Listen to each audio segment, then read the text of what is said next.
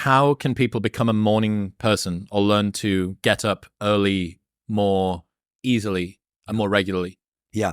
3 days of pain, the rest is easy. So it takes about 3 days to shift the biological mechanisms to make you a morning person. Now, if you are a very strongly genetically determined night owl. That's a thing. That's a thing. So there are genetic mutations, they call them polymorphisms, that make some people night owls. They feel best psychologically and physically going to sleep at about 1, 2, or 3 a.m. and waking up somewhere around, 10, 11 a.m. or noon. Mm-hmm. That exists. Not just during development or teen years, but that exists, not just for social reasons. Other people are true morning people. They feel absolutely best going to sleep around 8 p.m. or 9 p.m. 10 p.m. would be late for them, and they feel great waking up at 4, 5, or 6 a.m. Okay. Most people feel best going to sleep somewhere between 10 and midnight and waking up somewhere between 6 a.m. and 8 a.m.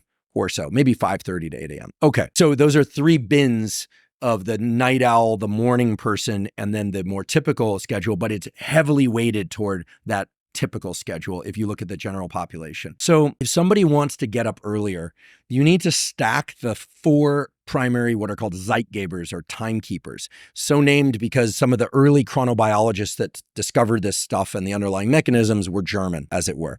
So the number one Zeitgeber, the number one way to shift your circadian clock, which is this cluster of neurons that sits a few centimeters above the roof of your mouth, is to view bright light at a time when you want to be awake, AKA the morning. Okay. So that's why I say get outside, look at the sun, toward the sun, force yourself to stare at it. Don't damage your eyes, blink as needed, no sunglasses, eyeglasses, corrective lenses, and contacts are absolutely fine, even if they have UV protection. However, if you combine that with another Zeitgeber, the second most powerful Zeitgeber is exercise or movement.